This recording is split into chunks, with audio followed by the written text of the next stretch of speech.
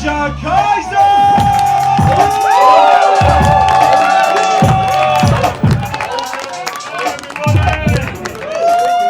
How you all doing tonight?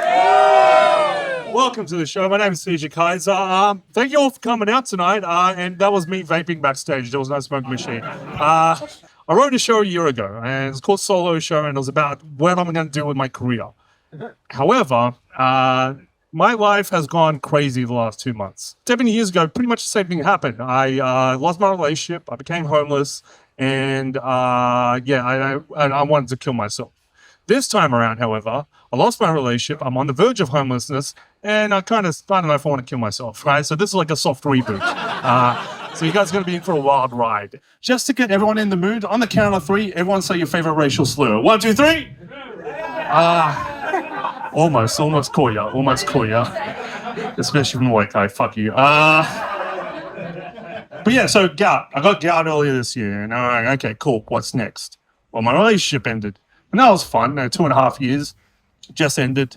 My accountant called and he goes, you know, you're a year behind on your tax. And I'm like, okay, when does it due? He's like, tomorrow. I'm like, fuck. Right? So I did my taxes in 6 hours last night, and guess what? $54 back. Fucking yeah.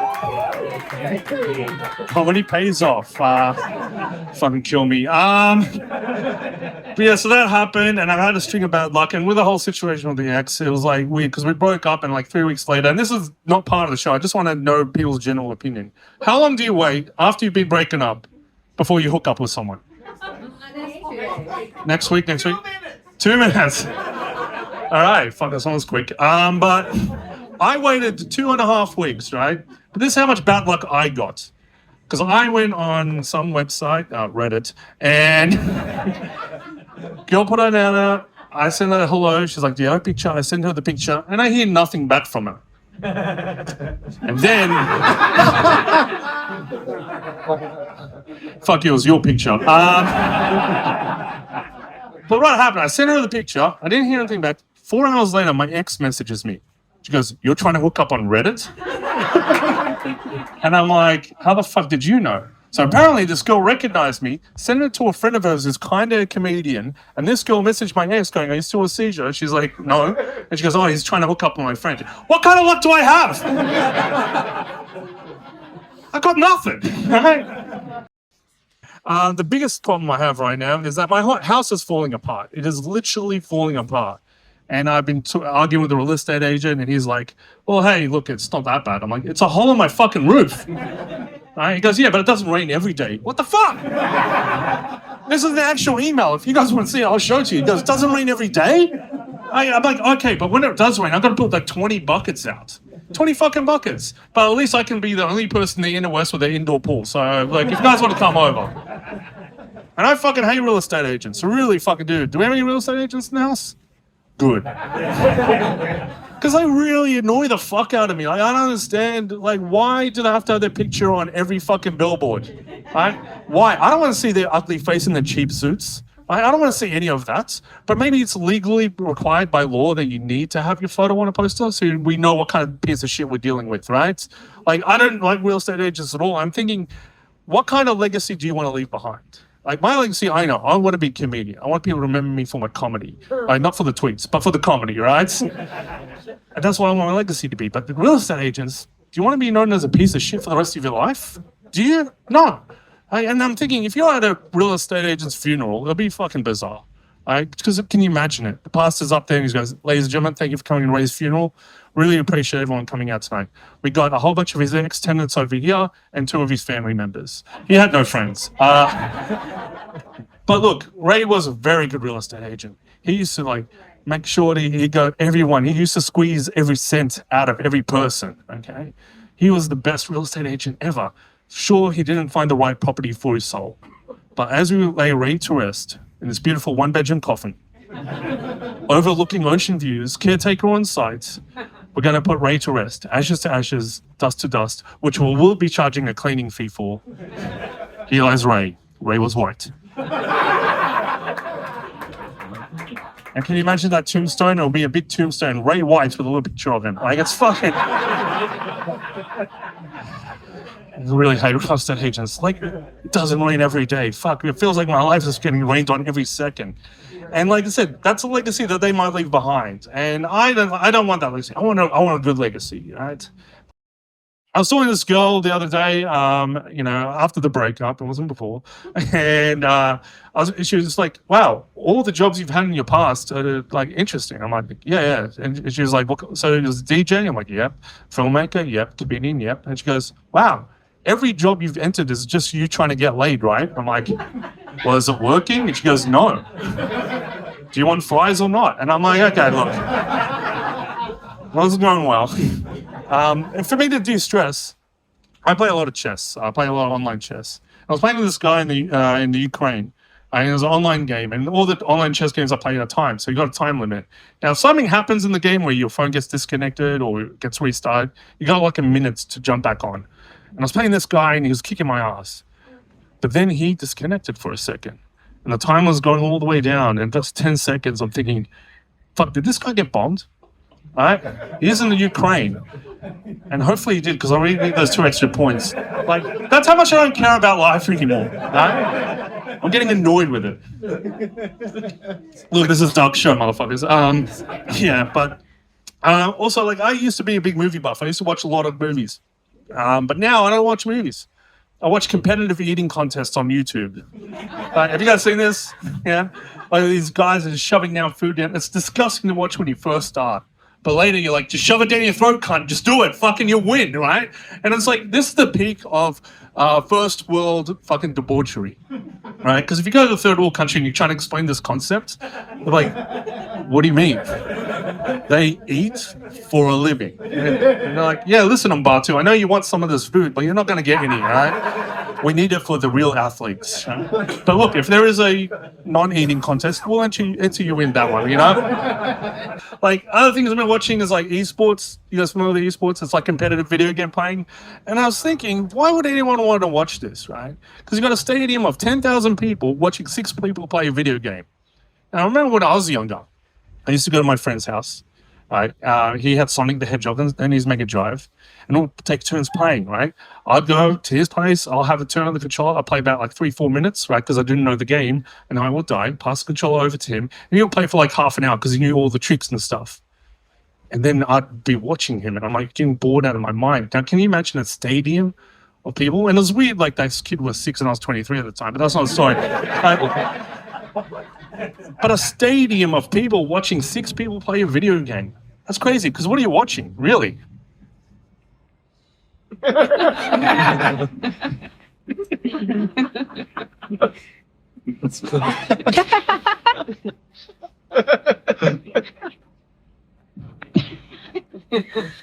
I won. That's it. That's what you're fucking watching. That is the most boring shit ever. Now, I don't like sports personally, right? But I get it, right? Because I can imagine there's post interview matches after a sport. I don't have to watch it, but I can hear it and I know what they're talking about. They're like, oh, yeah, the game was pretty hard. The other team fumbled, but we caught the ball and we scored the try. I get it. It's football. I get that, right?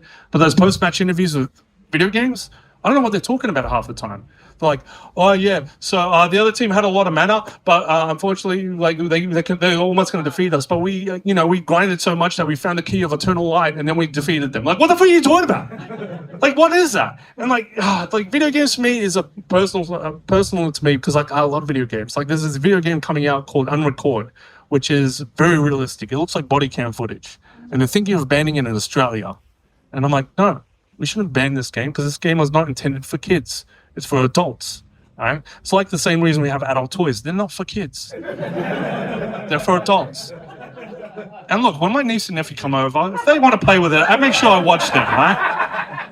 Because I don't want them getting hurt. And that's a joke. I don't have a niece and nephew anymore. But like I said, not a big fan of sports, but the Olympics is coming up. Anyone excited for the Olympics? Oh, yeah. Yeah, cool. What's your favorite event? Oh, the diving. Diving, okay, fair enough. Okay, gay. But no, like, I was watching the Olympics when I was last on, right? Because I couldn't find the remote. And I was watching it, right? And I saw this guy get a gold medal for running really fast. I'm thinking, really? this is who we are as a society. We're giving gold medals to people who can run fast. Fuck that. I'd rather see a guy get a gold medal for getting out of bed every day, going to the job that he hates, but he's got 2 kids to raise at home, and that's why he hasn't left that job, because he needs the money. And he knows he's not going to get promoted in that job either, because his boss used to be his high school bully, right? And he has to go back to a loveless marriage where his wife's cheating on him with his best friend, and he has to put a gun to his head. Give that guy a gold medal, yeah? The mental health Olympics will be so much more fun to watch. You get all the best events, like running from your problems, wrestling with your demons. And my favorite one is the mental gymnastics. There's Tara. She's twirling all around her issues. She's flipped off her ex-boyfriend, and the landing's bad. Well, hopefully she does better on the poles. That took 4 months to write. I'm glad you guys laughed at that. And I like other things I do to distress is like I'm a bit of a drug taker. I mean, like I don't know if you guys can see how my eyes are a bit black, but that's because I got into a fight recently with my allergies, and it turns out I'm allergic to cocaine. I would have known, or toilet seats. I'm not sure which one it is yet. But I do like a lot of drugs. But my friend the other day offered me this thing called DMT. Are you guys familiar with DMT? Yeah. For those that don't know, DMT is a drug you take that releases a chemical in your brain when you die. When he told me this, I was like, no, I'm good. And he goes, why not? I'm like, well, I don't want spoilers, right? I want to wait till the end. And like, I also do a lot of reading online. That's how I de-stress. I was reading about this article the other day about the top 100 professions that women find hot. So I thought, fuck it, I'm going to read this article. Clicked it. The number 1 profession. Can anyone take a guess what that was? Ooh. I'll get to that in a second. Shout it out. Someone take a guess. Doctor? No. Fireman. Yeah. See, a few people got wet right now, especially you, sir. But yeah, firemen. It makes sense. Firemen, they fight fires. It's very heroic. I get that, you know. Number 2 is police officer. I'm like, okay, they protect, they serve, they got handcuffs, kind of kinky. I get that, right? But number 3 is what puzzled me. Number 3 was pilots. Does anyone find pilots hot? Yeah, why? Why is that? Because they travel a lot, they earn a lot of money, and they're away. And then, yeah, Okay, fair enough. No, that's a fair answer. it's a uniform. But if you think about it, pilots are just glorified bus drivers, right? They're literally driving an Airbus. And why are they wearing hats in the sky? Their windshields are made out of Ray-Ban sunglasses. They don't need a fucking hat. And I'm thinking, why is pilot on there? Because you know what comedian was on that list? 98! You know what was above comedian? Bartender. This is what I got to compete with. There. That! I'm like, who the fuck wrote this article? Because I realized writer and journalist wasn't anywhere on that list. So I'm thinking, okay, who's this maverick not putting their profession up there? So I'm looking for this person, found other articles, and I'm reading. Turns out, not a real person. It's written by an AI bot. Yeah, and that's why, you know, I'm getting angry at ones and zeros. It's not a real person anymore, and that's why I hate binary people. Long way to get to the joke is stupid. All right, so on Saturday night, I was feeling a bit down, so I decided to put some wrestling on. Professional eating contest, but I did that. And I was eating Doritos, right? And I noticed something on this Doritos packet that I've never seen before. There was a little label on it that said, "Are you feeling depressed? Call this number." And I'm like, I'm eating Doritos on a Saturday night by myself watching the eating contest. Yeah, I'm depressed. Right? And I was going to call that number, but I thought, should I? Because 2 things would have happened. One, that would have been like, oh, you're eating Doritos on your own. All right, we need to send someone out. What are you watching? Holy shit, so code red, you know? That could be option 1. The second option is more convincing. I call them up, they're like, oh, you're eating Doritos on your own, you fucking loser. Enjoy the crunch, click. That's what would have happened. So I was like, why is that on a Doritos packet? But I was thinking about depression a lot. And I think I have it, or I think I have delusion. I'm not sure which one it is. Because I have a feeling of hope that one day I'm going to make it. I really want a Netflix special. That's what my goal is one day. That's how I know I made it. Because we are filming tonight, and this is going to go on YouTube, where tens of people are going to call me gay. But if I have a Netflix special, thousands of people will call me gay, and then I'll be made up. Like, I'm sick. All right, cool. But that's the thing. I've got this hope, and I realize there's 2 types of depression. There's ethnic depression, and there's white people depression. And I think depression comes from our stories. Like, my depression doesn't make me want to kill myself. My depression is like when I wake up in the morning and I have to go to the bathroom, I'm like, well, why would I go into the toilet when the sink's right here? Like, that's the kind of depression I deal with, right? Also, fuck my housemates. I don't clean the dishes. So, it is. I'll invite you over to dinner sometime. Anyway, so depression I think it comes from our stories that we tell our children and all that kind of stuff. Because it all comes from our fables. And white people's stories are all about like being the savior, being the hero. Like you think about King Arthur, right? Rose up, led a whole nation. King Arthur, savior. Prince Philip, he went around, killed that dragon to kiss an unconscious girl, Sleeping Beauty. There you go. That's another one, which is happening with the world right now, but let's not get into that. You also got like Mario, you also got like Barbie, you got fucking Luke Skywalker, you got Neo. And if you think about it, all these stories are just reskinned white Jesus. That's every fucking story. But ethnic stories, not like that. Now, I can't speak on other ethnicities other than Arabs, right? Because one, I didn't do the research, and two, I don't want to. But I don't think, like, with Arab stories, our stories are more about survival, right? We have, like, let's see, Aladdin, who was a thief. Ali Baba, who was a thief.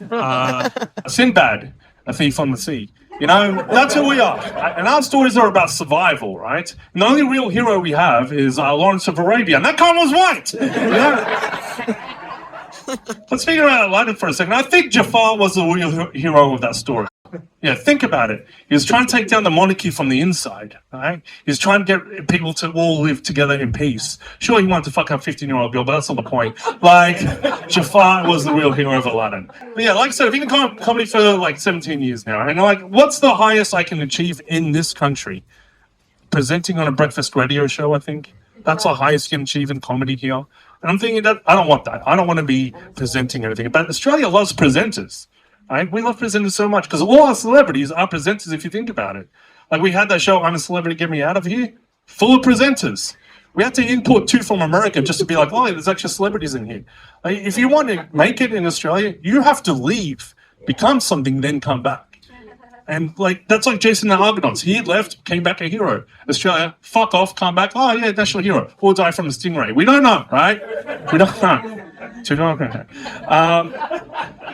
But yeah, like we love presenters so much in this country. We've got a whole award ceremony for presenters presenting awards to other presenters, the Logies, right? And that's the highest you can achieve. I'm thinking this is not normal. We shouldn't be doing this. And like I don't realize Australians don't care about the arts, right? The Australians don't care about the arts that much. Because the biggest art contest in Australia is the Archibald art contest. You guys know it? Yeah, for those who know, it's a portrait painting contest. We have to paint someone of importance. And I was thinking, this contest had been going for like 100 and something years. And only 7 people of color had been painted. And I thought art was supposed to reflect society. It doesn't. Because that doesn't sound like reflection of society. That sounds like over 100 people surrounding 7 colored people. That sounds like a lynching, right? That is not reflecting society. But then you look at America, you're like, okay, maybe it kind of does. Like, it's getting bad, right? I'm not too sure. But that's the biggest art contest we have in Australia. And comedy is hard. Comedy is not easy because all the other arts, you know, you have, for example, paintings. Yeah, paintings, that's an art form. But you can't heckle a painter. You can't be like, oh, I've seen that fucking oil stroke cunt. Like, you can't do that. I was like, oh, you're doing a blue face again, seen it. You're like, you can't do that. But with comedy, I get interrupted all the time, like these motherfuckers. Like, it just, like, you can't. The sad thing is, I'm going to have a wank over there. It's only the affection I'm getting at the moment. But that's the thing, like comedy. Like, if I tell you a joke, right, and then repeat it, you guys will get angry. But the Mona Lisa has been around for 500 years, and people love that shit. But if I tell you a joke and I repeat it, you guys will get angry. But the Mona Lisa has been around for 500 years, so you guys love it. And if I tell you a joke and I repeat myself, you guys get angry. Well, the Mona Lisa has been around for 500 years. And that's exactly what musicians do. They just repeat stuff. Why do they get away with it and I can't? It doesn't make sense. And comedy is fucking hard because I've had some really hard gigs. I was doing a gig, and there was only 6 people in the audience. There was 2 people over here, 2 people in the middle, 2 people over there. And I was the host of the night. And I was bringing up all the acts. So I'll do my little beginning part. And I was doing my jokes. Now, I'll give you one of them right now. So we done Sydney Fringe Festival. We had Vivid before. Anyone excited about Vivid? Yeah? Yeah, I know Vivid's coming up, and I know this year's festival is going to be even bigger. They're going to move it all over Sydney. It's even in Bankstown. Just red and blue lights everywhere. You know? Kind of excited. So that's the jokes I was doing that night, right? So I was just getting everyone warmed up, and I introduced the first act. Going, ladies and gentlemen, we'll start clapping for your first act. These two started clapping. These two started clapping. The guy started clapping, but the girl was eating chips from a packet, not brought from the bar, from the packet. So I thought I'll leave her alone. Cool. First act gets on, does fine. I come back on, do another joke. I'm like, all right, get ready for your next act. These guys started clapping. These guys started clapping. The guy is clapping. The girl's not clapping. She's finished her chips. So I'm like, hey, start clapping. Come on for your next act. She sat there. I was like, come on, start clapping. You know, we got another act coming on. Let's get the energy up in the room. Sat there. So I was like, lady, is there a reason you're not clapping? She was like, no. I'm like, then why aren't you clapping? She goes, oh. Like, well, we're not going to continue the show until you start clapping. She sat there for 12 minutes. It was like a weird Mexican standoff. I'm waiting for her to clap. She's waiting for me to bring the next act on. These guys are like kind of pissed off now, kind of wanting their money back, but I did say no refunds. And it was the longest 12 minutes. Now the comedians in the back are getting angry at me because they just want to do a spot and go home. And I'm thinking, fuck. And I'm like looking at them, I'm thinking, fuck it. Here's your next act. Next act was on, and everyone the rest of the night just fucking ate shit. Because the room was just, it was no longer good. It was no longer fun. And some of the comedians were like, do you think there's something wrong with her? You think she's like on the spectrum? I'm like, people on the spectrum know how to laugh. That's fucked, right? Like they know how to laugh. They know how to clap. It doesn't mean like what it was just rude and disrespectful. Now that I think about it, now I think that's why me and my ex broke up. Because on Valentine's Day, we didn't do much. We just sat down and watched TV, and she put something on, and I was laughing my ass off it. I was like thinking, this is the funniest thing I've ever seen. And it turns out I was like, what is this, the sequel to Napoleon Dynamite? She goes, no, it's called Love on the Spectrum. And have you guys seen that show? Yeah, it's a very wholesome show. For those that don't know, it's about people on the spectrum going on dates for the first time. Very wholesome and lovely show. But I realized something about it. Every guy on that show is into anime and samurai swords. Which made me think, does autism come from Japan? Right? Because no retards come from America. And she was like, and I realized, like I said, everyone's into anime and samurai swords. I'm like, I'm into anime and samurai swords. Does that mean? No, it can't be. But then there was one episode where every time he took a drink out of his cup, he would hold it with two hands, take a sip. I'm like, I do that sometimes. Does that mean? No, it can't be. But then there was one episode where a guy went on a date with a girl, talked about Batman for 3 hours. Didn't let the girl talk at all. And I'm like, I've fucking done that before. And I turned to my ex and I was like, am I? She goes, no, you're just Japanese. I'm like, oh, thank God. And like, I know I said the R word, and I know it's controversial. Like, I used to say it much more because I'm an edgy comedian. And the last time I said it, and I felt bad. I felt really bad this incident. Like about 2 years ago, I was at Luna Park, and we're waiting to get on. Shut the fuck up. We're at Luna Park. And we're waiting to get on the roller coaster, me and my friend. And we're just waiting. And we're about 40 minutes into this line. We're almost at the front. And she goes, what line are we in for again? And I'm like, the roller coaster. She's like, oh, yeah. And I thought I'll make a joke. And I was like, sorry, everyone, my friend's retarded. Now, she was like, oh, what the fuck?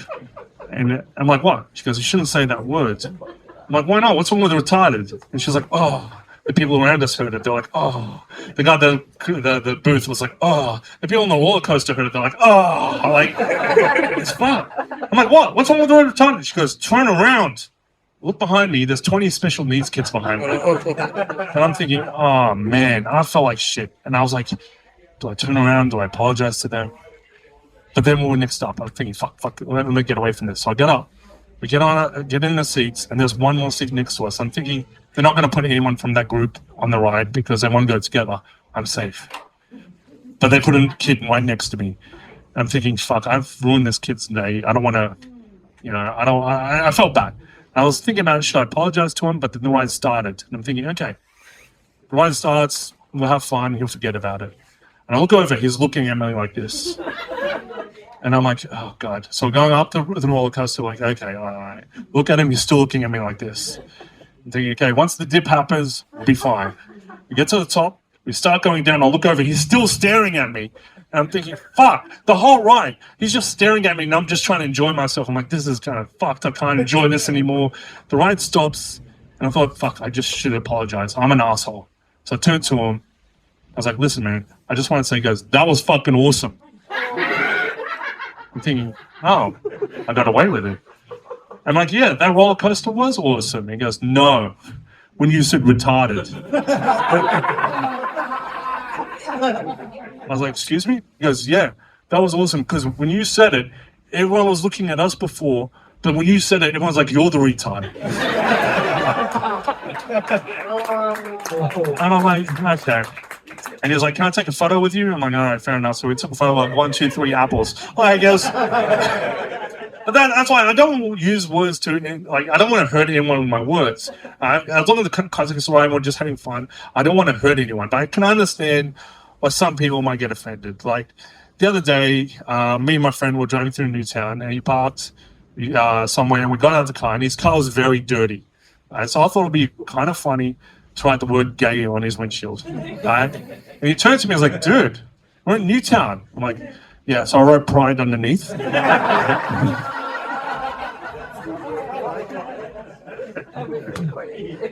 I get in a lot of trouble for, because I also produce a lot of shows, not just perform, I produce. And about a few years ago, I was doing a show called the Asian Comedy Showcase. And we had a whole bunch of Asian comedians. And I thought, I'll make sure this poster looks amazing. And so I used a red, yellow, black, and white color scheme, which is very Thai based. I put a Chinese border around the poster. So we got Thai and the Chinese. We got font, which was Neo Tokyo. So I got the Japanese culture there. And then the tagline to the show was Vietnamese. They'll make you laugh a long time. Take a guess. What was the offensive part? Take a guess. The last one? No. People are offended by the font. The font. And it was all these white comedians as well. They're the ones like, how dare you use a Chinese font? I'm like, actually, that was Japanese, right? And I'm thinking, how you're getting angry at me for a font? I see you play the pokies every Saturday and play the Golden Century one. You don't get angry with that font, right? You don't get angry with the guy going, like, you don't get angry with that guy. Why are you getting angry at me? And these guys, they got so fucking in their own head. They started going to the other Asian comedians in the show saying, don't do the show. Racists will come. I'm thinking, racists will come to an Asian comedy showcase? Yeah, because this is how I think about it. They'll come in, pay the $25 to sit down with people that they don't like having a good time. I don't think that's going to happen. They're like, yeah, no, this is not funny. Like, they're not going to do that. They're going to get bashed, right? And it was just like, that's why I'm like, white people stay in your lane, right?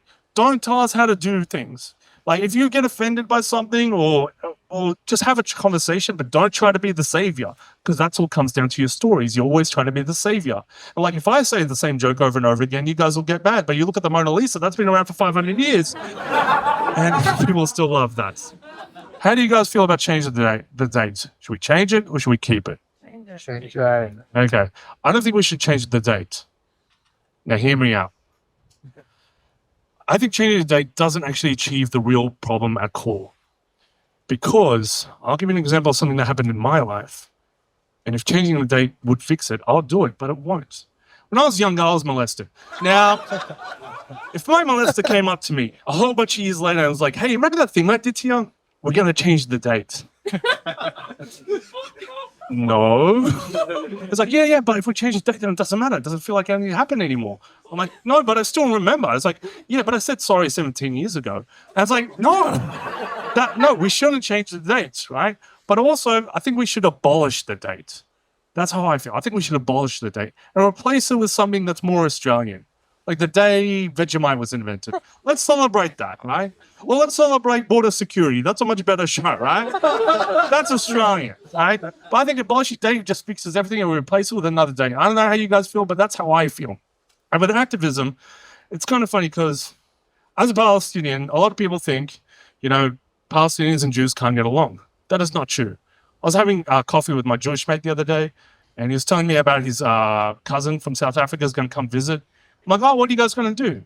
He's like, oh, we're just going to see the sights, the Sydney Opera House, the Sydney Harbour Bridge, the Sydney Jewish Museum. I was like, Sydney has a Jewish museum? It's like, yeah, it's called Westpac. And I'm allowed to do that joke because I got Jewish blood on my hands when it slapped. Anyway, so thanks for coming, Pete. Yeah, you can leave. But yeah, it's like with the news media at the moment. I was reading this article about Palestine, and it's quite horrific, quite harrowing. There's like 30,000 dead. Humanitarian aid is hard to get there. They cut off the water. It's like a disaster. And I'm reading this article, and I'm feeling really bad. And I get to the end, and this was on Australia's most trusted news site, news.com.au. And I get to the end of the article. The next recommended article was, hey, Layden Hewitt's daughter's now 18. I'm like, cool. Thanks for letting me know she's fuckable now. Like, what? Like, this is the next recommended article? Unless they're saying, hey, 30,000 of the dead. Here's a breedable option. Let's get the population back up. Right? I'm thinking, this is not, why is this the next recommended article? This shouldn't be the next recommended article, unless this is how smart the news site is. They're like, you've just read something horrific. Now have a wank, right? Because you need to stress. Which I did. It wasn't my best work. But then they'll put they'll go from really horrific wank story, then I have another horrific story. So for me, it was the Palestine War, the Lady Hero's daughter's now 18, and then the Bruce Lehman trial, which I also had a wank too. But like I don't get why that's the order of the news. I don't understand why that was the second option. The next article that should have been, which I found eventually, was Saudi Arabia ended up giving $200 million to the Palestinian cause. I'm thinking, $200 million, that's great. They're giving some money to help. However, if you know anything about the Saudis, they also spent $4 billion on having the next WWE event. And I'm thinking, $4 billion? 200 million is nothing. And I'm trying to think of their logic. They're like, look, we need to see some man-on-man violence in our country. We've got a lot of man-on-women violence, and we're sick of that. We need man-on-man violence. Too dark, too political? All right, fair enough. But I was trying to come up with this joke a few years ago, and I've never told this on stage. Tonight's the first time you guys get to hear it. No. It's a bad joke. It's a bad joke, like the rest of the show. No, but I was trying to explain the Arab-Israeli conflict as a metaphor. So one day, me and my friend were going to a gig, and I picked him up in an Uber. I wasn't driving, but picked him up. And I was trying to explain this joke. He goes, oh, run it by me. So we're sitting in the back, we're talking. I was trying to explain, think of the Middle East. I used to have an apartment in the Middle East, like South Bondi. And I was having a dinner party, so I invited all my mates over, my Egyptian mate, my Jordanian mate, my Lebanese mate, my Syrian mates, right? They all came over. And then this British friend of ours that we don't like, he's like, oh, I'm coming over. I'm like, oh, fuck, he goes, can I bring a friend? I'm like, sure. So I'm sitting in the apartment. He comes over with his friend, a Jewish dude. And he's like, all right, we're sitting down, having dinner. And the Jewish guy's like, wow, this place really speaks to me. I'm like, well, yeah, this is my apartment. I designed it myself. He's like, oh, this is really nice. But I feel like a real connection with this wall. I'm like, well, what do you mean? He goes, I feel like I've been here before. I'm like, well, it can't have been possible because we're the first tenants in this place. So it can't have been. He goes, no, I feel a real connection. So then the British mate is like, hey, actually, he's having troubles with his German housemate. He won't let me use the showers or the ovens. Do you mind? What if he moves in here? And I'm like, well, I kind of don't want him to move in here. This is my place. He goes, no, just let him move in. You got a spare room. I'm like, fuck it. All right, fine. So he moves into the spare room. And then the next day I realize he's taking half the living room over.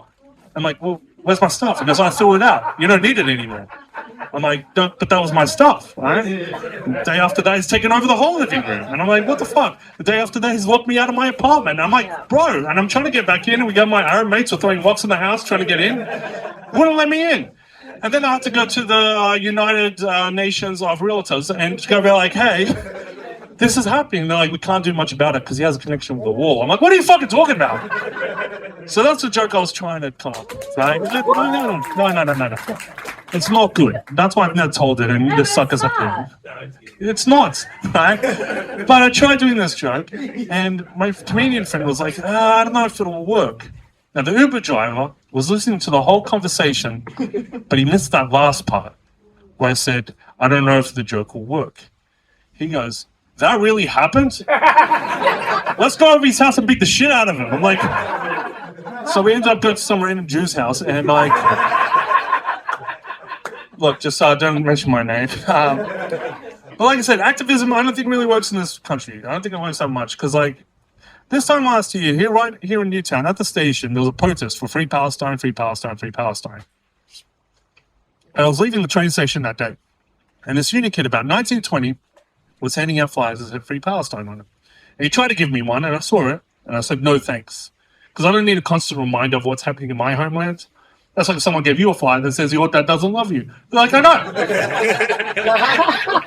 I don't need to carry this, man. So I said to him, no thanks. And this kid got angry at me. He was like, don't you care about Palestine? And everyone at Newtown Station froze. There was like 100 people there. They're like, who doesn't care about Palestine? And they started looking, they saw the kid. They're like, all right, he's the one handing the flyers. But then they made their eyes all the way across to me. And that's when they got confused. They're like, does this kid not realize this guy sells kebabs or something? Does he not know? But this kid was angry. And I saw everyone looking at us and I thought, I'll diffuse the situation. I'm like, bro, I am from Palestine. That's why I thought the story should have ended. No, because this kid started getting anxious. He started getting worried. He started freaking out. He was mumbling over his words. He was like, oh, I'm sorry. I didn't realize. I didn't mean to. And then he starts crying. Right? And this kid went white. Like he was already white, but he went white, you know? And he started crying. And everyone in Newtown Station saw this kid crying. They looked at me going, hey, you got to fix that, Brian, man. I'm like, I'm sorry. Do we forget about what's happening in Palestine already? We gotta stop because one white kid's crying. Oh wait, that is how it works. Fuck. I could see everyone looking at us and I thought, I'll diffuse the situation again. So I looked at him, I was like, bro, you're finding the real power. Gave him a little shoulder tap. That's where I thought the story should have ended a second time. No. Because at this point, this kid was like, oh, thanks, man. And he hugged me. Now there's two facts you should know about me before I continue this story. One, I grew up in the rough suburbs of Bankstown. Two, I'm also bi. However, my Bankstown side always comes first. So since this kid hugged me, I was like, oh, faggot. And then everyone at Newtown Station was like, what? The kid was like, bro. And I'm like, oh, no. And I couldn't go up to every stupid person and going, actually, I'm bisexual. Did a whole comedy album about it. It's called Trigger Word Happy. It's on Spotify. Please listen to it. I couldn't do that, right? So I thought, how the fuck do I get out of this situation? Because I saw the kid getting angry at me. His fist was clenched. I'm thinking, he's going to punch me. Fuck it. Mwah, kissed her, right? He was like, oh, gross, that's disgusting. I'm not gay. I was like, oh my God, that's homophobic. And I ran the fuck the other way. Yeah, like I said, so when I was going out, my dad wanted me to, have a real job. And that's why, and I've been in the arts for a long time now. And he wanted me to get a real job. Because like ethnics, real jobs are real jobs. Arts is a hobby. That's not a career. You can't get that. Right? That's not something where you attain to. And I was thinking, but Dad, I love cocaine. And that's what I get from the arts, right? I get cocaine a lot, right? Because I live with the drug dealer, and he has to live with me, and because he has to. Like it's weird, but I understand where he's coming from, because if I got a real job, then I can afford cocaine, right? I don't have to be scumming it off my housemate. But I realized, like, if I became a doctor, like I could be the world's shittest doctor, but I'd be getting paid like a doctor. If I'm a comedian and I'm a decent comedian, I get paid like a homeless person. Right? I've traveled to 200 kilometers away from here just for a free drink to do 5 minutes of comedy. And I'm thinking, this is not a career. What am I doing? And this is the thing. This is where I don't know where my career lies anymore. And I'm thinking, fuck, if this doesn't work out, what are my options left? I thought, fuck it. I might as well start an OnlyFans. I might as well. But then I remember everyone on OnlyFans is a real entertainer, right? They put effort in what they do. What am I going to do? Just sit there? Yeah,